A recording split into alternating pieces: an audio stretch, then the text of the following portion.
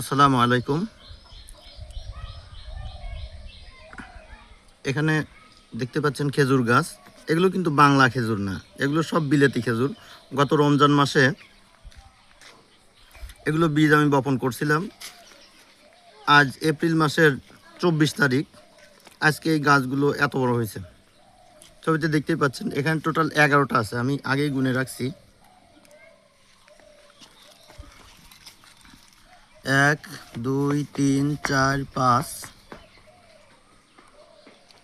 6 7 8, এখানে দুটি আছে 10, আর এই একটা 11, টোটাল 11টা।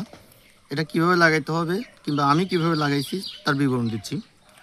প্রথমে বাজার থেকে গত রমজান মাসে মার্চ মাসের 5 অথবা 6 তারিখে মোটামুটি মানের খেজুর কিনছিলাম। এরপরে সেই খেজুর বিচিগুলো কমপক্ষে 96 ঘন্টা, আবার কোনোটা বিচি আমি 72 ঘন্টা কিংবা তার একটু বেশি সময় ভিজিয়ে রাখছি।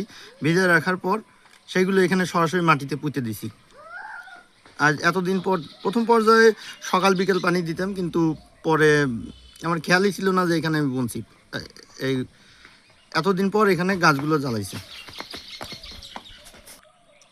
এগুলো যে বাংলা খেজুর না তার প্রমাণ আমি দেখাচ্ছি। বাংলা খেজুর সাধারণত বাংলাদেশে যে খেজুর আছে সেগুলোর গাছে বর্তমানে খেজুর ধরছে, এখনও পাকে নাই। সামনে জুন জুলাই মাসে সেগুলো পাকবে, এরপর বাজারে পাওয়া যাবে। আমরা দেখাচ্ছি, দেখান।